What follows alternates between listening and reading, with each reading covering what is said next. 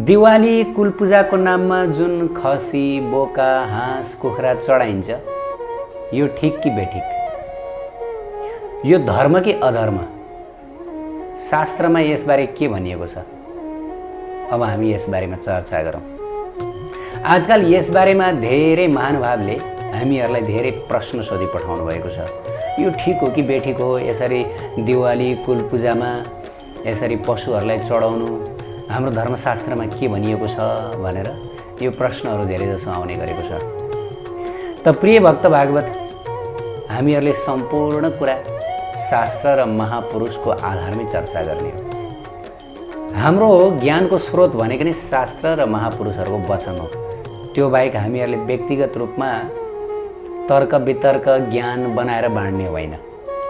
त हाम्रो शास्त्रमा यसबारेमा बताइएको छ कि यो धर्म हो कि अधर्म हो भनेर। वास्तवमा हाम्रो शास्त्रमा बताइएको छ यो अधर्म हो, यो धर्म होइन। किन भन्दाखेरि धर्मका चारवटा खुट्टा हुन्छन्: सत्यता, दया, तपस्या र पवित्रता। मानव धर्म एउटा कुर्ची हो, त्यो कुर्चीका चारवटा खुट्टा छन्। ती चारवटा खुट्टाहरू नै यिनै हुन्: सत्यता, दया, तपस्या र पवित्रता। एउटा मात्र खुट्टो पनि भाँचियो भनेदेखि त्यो कुर्ची अड्डिन सक्दैन र त्यहाँमाथि व्यक्ति बस्न सक्दैन। त धर्मका यी चारवटा खुट्टा मध्ये एउटा मात्र खुट्टो पनि भाँचियो अथवा लङ्गडो भयो भने वास्तविक धर्म हुन सक्दैन। त्यसकारणले गर्दाखेरि सत्यता, दया, हेर्नुहोस्, दया। जब हामी जीवहरूको हत्या गर्दछौँ, निर्ममतापूर्वक पशुहरूलाई तडपाइकन मार्दछौँ, कुनै पनि प्राणीको हामी जब ज्यान लिन्छौँ, तब त्यो कार्य भनेको त्यो के भयो? दयाविहीनता भयो। वास्तवमा हामीहरूले एउटा सत्य कुरा के बुझ्नु पर्यो भने हामीले मनुष्य जीवन प्राप्त गरेका छौँ, यो जीवन निर्दयी भएर बिताउने होइन। तर आज संसारमा हामी देख्न सक्दछौँ अधिकांश मानिसहरूले आफ्नो जीवन अत्यन्त क्रूर निर्दयी भएर जीवन बिताइरहेका हुन्छन् र त्यो निर्दयतालाई नै, त्यो क्रूरतालाई नै आफ्नो धर्म मानिरहेका हुन्छन्। ल, यो नै हाम्रो धर्म हो, हामीले गर्नुपर्ने नै यही हो।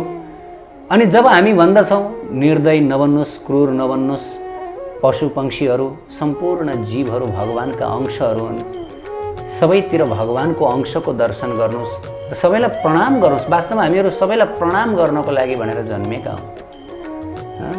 अरू प्राणीले कसैलाई पनि प्रणाम गर्न सक्दैनन्, तर हामीहरूले प्रणाम गर्न सक्दछौँ। हामीहरूले प्रणाम कसलाई गर्ने?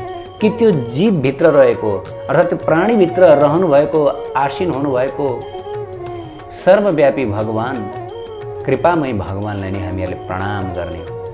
हेर्नुहोस्, हामी प्रणाम गर्नको लागि जन्मेका हौँ, तर भइदियो के भन्दाखेरि हामी संसारमा आफ्नो क्रूरता प्रदर्शन गर्नको लागि, केवल आफ्नो जिब्रो र पेटको स्वाद मेटाउनको लागि भनेर हामीहरूले संसारमा क्रूरतालाई नै आफ्नो धर्म मान्यौँ, निर्दयतालाई नै आफ्नो संस्कार कर्म मान्यौँ, अनि फेरि यही संसारमै आफ्नो अवधि बढायौँ।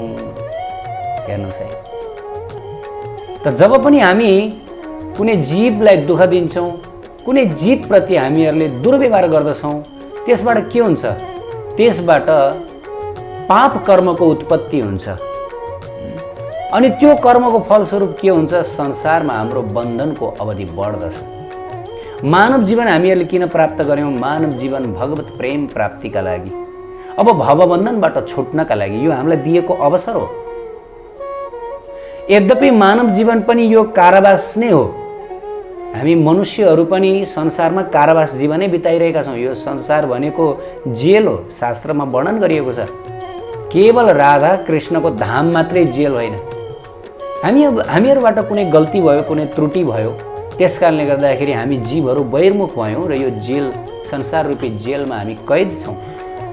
त यी कर्म, अनेक कर्म रूपी जुन बन्धन छ, यो बन्धनमा हामीहरू जेलिएर बसेका छौँ। कर्मले के गर्दछ? हाम्रो संसारमा रहने अवधि बढाइदिन्छ।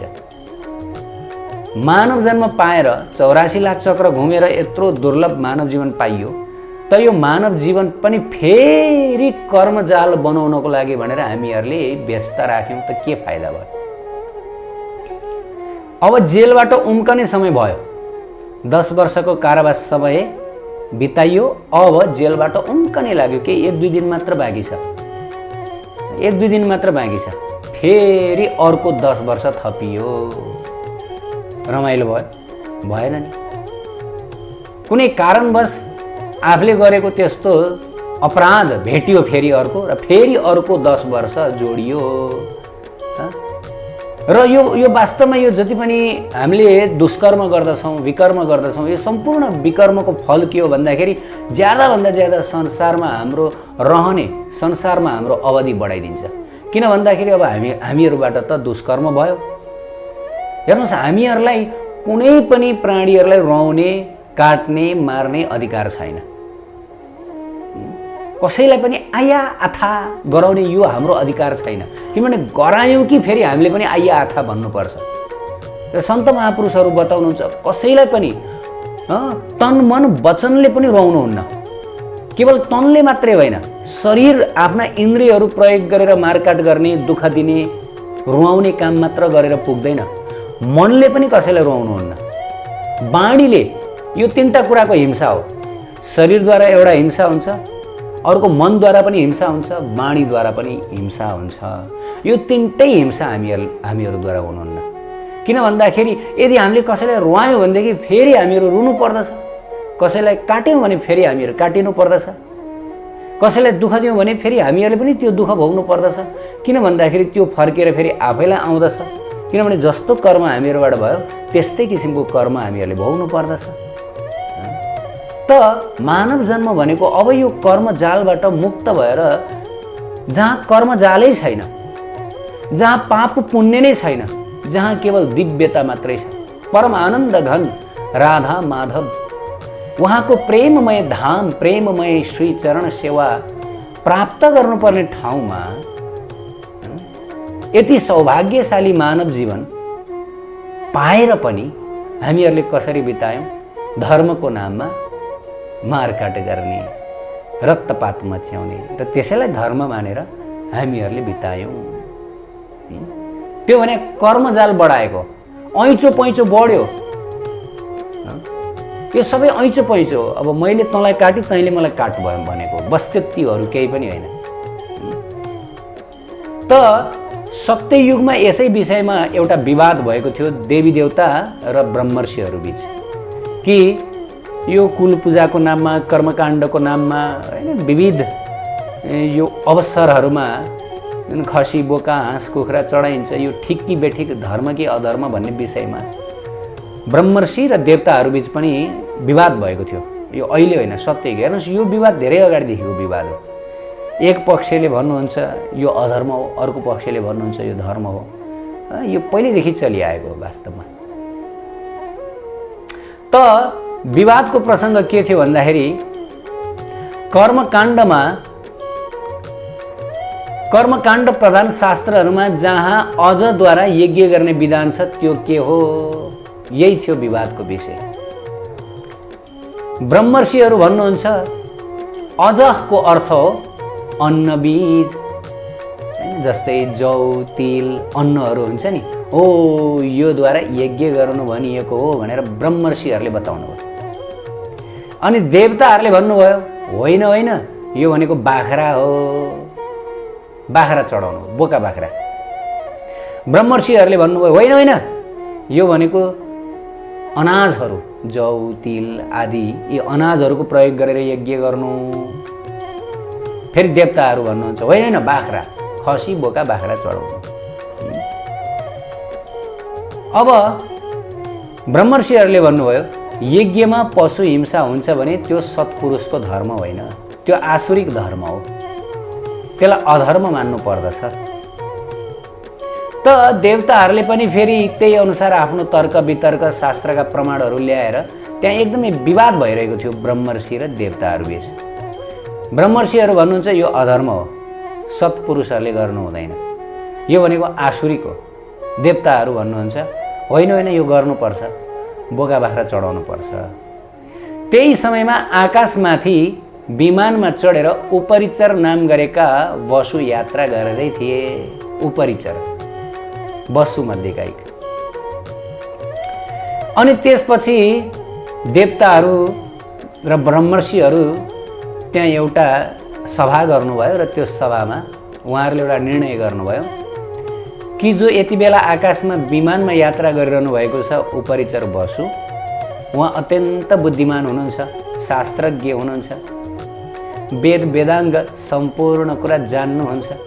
त्यसकारणले गर्दाखेरि आउँ अब हाम्रो यो विवाद यिनै उपरिचर बसुद्वारा सल्टाउँ, उनीसँगै यो समाधान छ, उनलाई आमन्त्रण गरौँ। त्यसपछि दुवै पक्ष सहमत हुनुभयो, देवता पक्ष र ब्रह्मर्षि पक्ष पनि सहमत हुनुभयो। र त्यसपछि वसुलाई त्यहाँ बोलाइयो, उपरिचरलाई, र उपरिचरलाई सोधियो, हे उपरिचर वसु, हामी बीच एउटा विवाद भयो। त्यो विवाद के हो भने कर्मकाण्डमा जुन विविध अवसरहरू हुन्छ, ती विविध अवसरहरूमा खसी बोका बाख्रा चढाउनु यो धर्म हो कि अधर्म हो? र ब्रह्मर्षिहरू भन्नुहुन्छ यो अजह भनेको अनाजहरू अन्नहरू हो, यसद्वारा नै यज्ञ गर्नुपर्दछ, खसी बोका चढाउनु हुन्न। अब तपाईँको राय यसबारेमा के छ? हामी देवताहरू ठिक कि ब्रह्मर्षिहरू ठिक?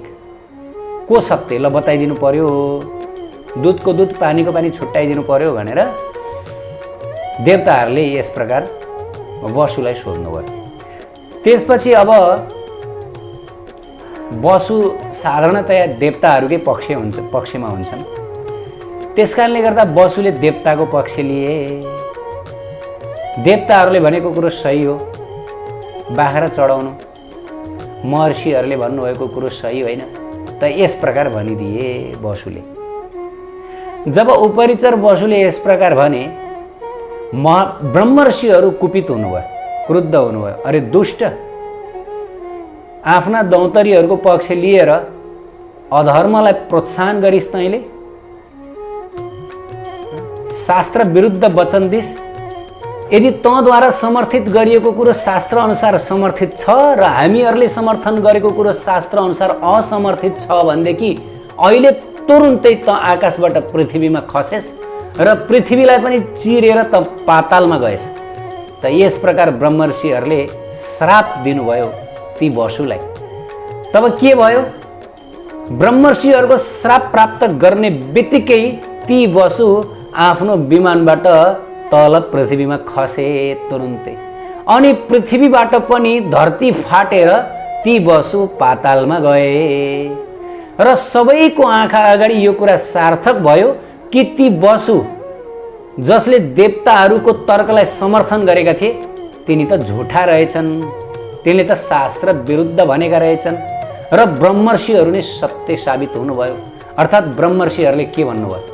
यज्ञमा पशु बलि गर्नुहुन्न, यज्ञमा प्राणी हिंसा गर्नुहुन्न, यज्ञमा अन्नहरूद्वारा जस्तै जौ तिल मकै हुन्छ नि यस्ता किसिमका अन्नहरू हो यसद्वारा यज्ञ गर्नु भनेर जुन ब्रह्मर्षिहरूले आफ्नो तर्क दिनुभएको थियो त्यो तर्क नै समर्थित भयो, स्थापित भयो।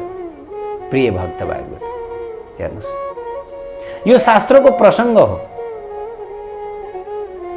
अब चलन चल्तीमा छ, गर्नेले गरिरहनु भएको छ। तर पनि हाम्रो शास्त्रले के बताउँछ भन्दाखेरि कर्मकाण्डतिर जाने हो भने त कर्मकाण्ड त केवल कर्मै कर्मको जालो हो। त्यसकारणले गर्दा चैतन्य महाप्रभुले कर्मकाण्ड र ज्ञानकाण्ड सकलै विषय र भाण्ड, कर्मकाण्ड र ज्ञानकाण्ड भनेको त विषय विषको भण्डार हो। यहाँबाट मुक्ति सम्भव छैन। यो भनेको संसारमै म तँलाई काट्छु त मलाई काट भनेर यो ऐँचो पैँचो मात्र गर्ने हो, अरू केही पनि होइन। त्यसबाट जीवको परम कल्याण हुन सक्दैन। त प्रिय भक्त भागवत, त्यसकारणले गर्दाखेरि वेदकै उपासना काण्डलाई फलो गर्नु पर्दछ। किन भन्दाखेरि उपासना काण्ड भनेको भगवानको भक्ति गर्ने, भगवानलाई प्रेम गर्ने, आफ्नो स्वरूपको साक्षात्कार गर्ने र अन्तिममा भगवत प्राप्त गर्नतिर लक्षित छ। यसैद्वारा जीवको परम कल्याण हुन्छ। चैतन्य महाप्रभुले 3 सिद्धान्त बताउनु भयो। एउटा जीवेदया, नामरुचि, वैष्णव सेवा। सर्वप्रथम जीवहरूमाथि दया गर्नुपर्दछ र अन्य जीवहरूमाथि दया गर्नुभन्दा अगाडि यो हामीभित्र रहेको जीव आत्मामाथि पनि दया गर्नुपर्दछ। सर्वप्रथम त दया यसमाथि गर्नुपर्दछ। र यो जीवमाथि दया गर्नु भनेको के हो? कुनै पनि त्यस्तो कुकर्म, त्यस्तो कुनै पनि किसिमको विकर्म नगर्नु जसद्वारा यो आत्माको यो संसारमा अवधि बढोस्, दुःख पाओस्, यो आत्माले संसारमा विभिन्न योनिहरू भोग्नु नपरोस्, नरक जाल भोग्नु नपरोस्, कर्मको जालो भोगिरहनु नपरोस्, भगवत प्राप्ति होस्। त्यसको लागि यो आफ्नै जीवमाथि दया गर्नु पर्यो।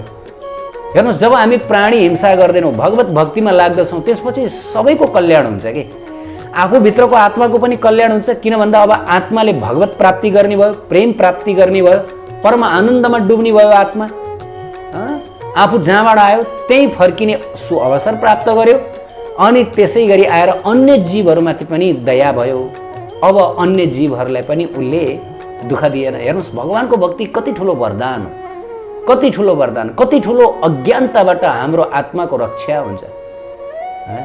कति ठुलो अज्ञानताबाट आफ्नो आत्माको पनि रक्षा अनि अर्को आत्माको पनि रक्षा। यसैलाई भनिन्छ जीवदया, जीवदया। अनि अर्को नामरुचि। जब जीवदयाको भाव हामीमा आउन थाल्दछ, त्यसपछि भगवत प्रेम प्रकाशित हुन थाल्दछ। अब प्रेम आउन थाल्दछ। याद गर्नुहोस्, यो हामीले आफैले पनि बुझ्न सक्दछौँ। कुनै दिन हामीहरूले अन्य जीवहरूलाई दया गर्यौँ, मानौ हामीहरूले 1 हप्तासम्म मांसाहार नै गरेनौँ, अब एक किसिमको भित्रबाट आनन्द आउन थाल्छ। यो सत्य कुरा हो। दैनिक मांस भक्षण गर्ने व्यक्तिले यदि 1 हप्तासम्म मांस भक्षण गरेन भनेदेखि उसलाई भित्रबाट एक किसिमको आनन्द आउन थाल्छ। अब उसले बिस्तारै बिस्तारै भगवानको अनुभूति गर्न थाल्दछ। किन भन्दाखेरि अब ऊबाट पाप कर्म हट्दै गयो। हेर्नुहोस्, जति जति हामी पापबाट टाढा रहन्छौँ त्यति त्यति हामी भगवानको नजिक हुन्छौँ अनि भगवत साक्षात्कार हुन्छ हामीहरूलाई। अनि त्यसपछि के हुन्छ? भगवानमा श्रद्धा बढ्न थाल्छ, भगवानप्रति विश्वास बढ्न थाल्दछ अनि भगवानको नाम मुखमा गुन्जिन थाल्दछ। आजकल मानिसहरूको मुखमा भगवानको नाम गुन्जिरहेको छैन। किन भन्दाखेरि त्यो पाप, ती विकर्महरूले यति यति यति चाङ चाङ चाङ बनाएर बसेका छन्, त्यो मुखबाट नामै आउँदैन, नाम निस्कनै सक्दैन। कसरी निस्कन सक्छ? निस्कनै सक्दैन। जति गरे पनि संसारका हरेक कुराहरू निस्कन्छ, तर राधारानीको नाम निस्कदैन, गोविन्दको नाम निस्कदैन। उत्कृष्ट आध्यात्मिक जानकारीहरूका लागि नेपालकै पहिलो शुद्ध आध्यात्मिक च्यानल टिभी लजिकल कृष्णलाई सब्स्क्राइब गर्न नभुल्नुहोला र हरेक अपडेट्सका लागि यो बेल आइकन पनि दबाइदिनुहोला।